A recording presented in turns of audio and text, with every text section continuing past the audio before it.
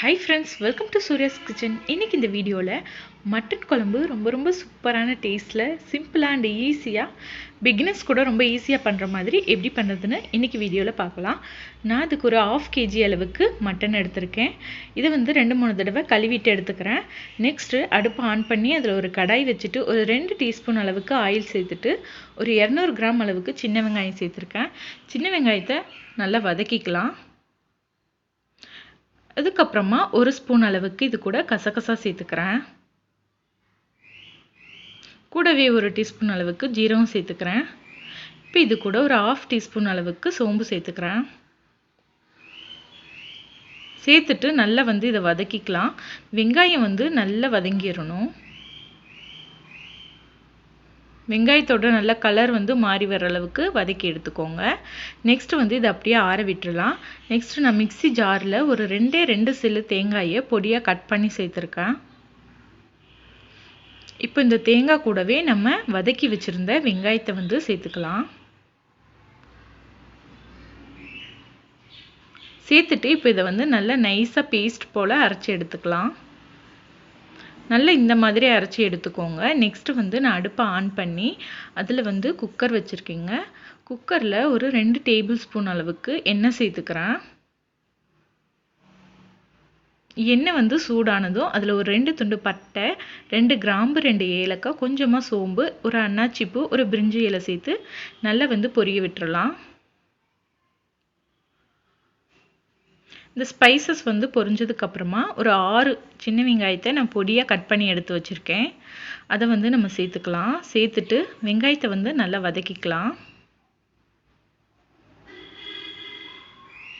வெங்காயம் ஓரளவுக்கு வதங்கினதுக்கு பிறகு அதில் ஒரு 3 தக்காளியை நான் பொடியா கட் பண்ணி எடுத்திருக்கேன். அதையும் வந்து சேர்த்துக்கிறேன். ரொம்ப சின்ன சைஸ் தக்காளிங்கிறனால நான் 3 எடுத்திருக்கேன். நீங்கள் பெரிய தக்காளியாக இருந்தால் 2 எடுத்தீங்கனாலே போதும். தக்காளி வந்து நல்லா மசிஞ்சு வர்ற அளவுக்கு நம்ம வதக்கி எடுத்துக்கலாம். ஈஸியாக வதங்கிறதுக்காக கொஞ்சமாக கல்லுப்பு சேர்த்துக்கிட்டிங்க அப்படின்னா உங்களுக்கு தக்காளி சீக்கிரமே வந்து மசிஞ்சு வந்துடும்.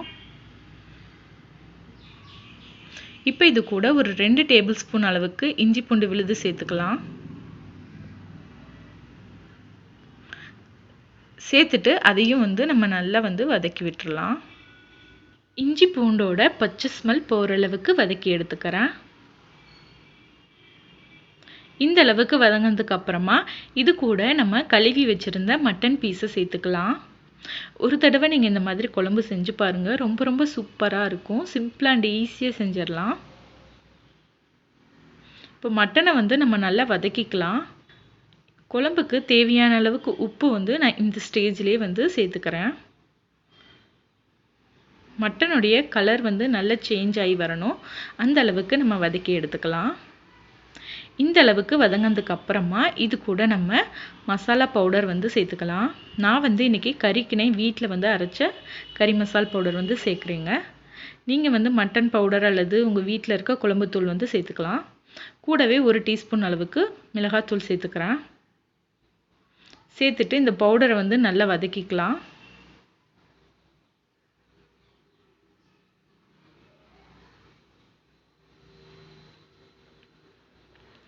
நல்லா இந்த அளவுக்கு வதங்கினதுக்கு அப்புறமா இது கூட இப்போ ஒரு 1/4 டீஸ்பூன் அளவுக்கு மட்டும் மஞ்சத்தூள் சேர்த்துக்கிறேன். மஞ்சத்தூளும் நல்லா நம்ம வதக்கிக்கலாம். இந்த அளவுக்கு வதக்கினதுக்கு பிறகு இது கூட நம்ம அரைச்சி வச்சிருந்த மசாலா பேஸ்ட்டை வந்து சேர்த்துக்கலாம்.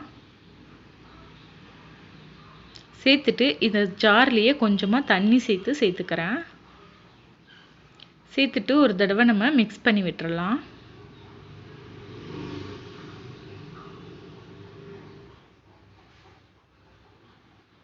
ஒரு தடவை இந்த மாதிரி மிக்ஸ் பண்ணதுக்கு அப்புறமா நம்ம குழம்புக்கு எவ்வளோ தண்ணி தேவையோ அந்த அளவுக்கு நம்ம தண்ணி சேர்த்துக்கலாம். உங்களுக்கு தண்ணியாக வேணும்னா தண்ணி இன்னும் அதிகமாக சேர்த்துக்கோங்க.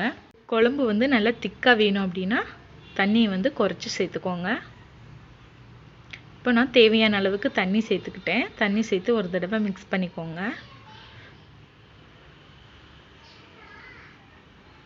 இப்போ இதை மூடி ஒரு 5 விசில் விட்டு எடுத்தோம் அப்படின்னா கறி நல்லா வெந்துடும். குழம்பு ரெடி ஆயிரும். இப்போது 5 விசில் வந்துருச்சுங்க. நம்ம வந்து குக்கரை ஓப்பன் பண்ணி பார்க்கலாம். நம்மளுடைய மட்டன் குழம்பு வந்து சூப்பராக ரெடி ஆயிருச்சு. ரொம்ப ரொம்ப டேஸ்ட்டாக இருக்கும். கண்டிப்பாக நீங்களும் உங்கள் வீட்டில் இது போல் ஒரு தடவை மட்டன் எடுத்தீங்க அப்படின்னா செஞ்சு பாருங்கள். ரொம்ப ரொம்ப சூப்பராக இருக்கும். அண்ட் சிம்பிளாக ஈஸியாக செஞ்சிடலாம். இந்த மட்டன் குழம்பை நீங்களும் உங்கள் வீட்டில் ட்ரை பண்ணி பாருங்கள். ட்ரை பண்ணிவிட்டு எப்படி இருந்ததுங்கிறத மறக்காமல் எனக்கு கமெண்ட் பாக்ஸில் கமெண்ட் பண்ணுங்கள். இந்த வீடியோ உங்களுக்கு பிடிச்சிருந்து அப்படின்னா லைக் பண்ணி உங்கள் ஃப்ரெண்ட்ஸ் அண்ட் ஃபேமிலி கூட ஷேர் பண்ணிக்கோங்க. வேறொரு சூப்பரான வீடியோவோட நான் உங்களை மீட் பண்ணுறேன். நன்றி.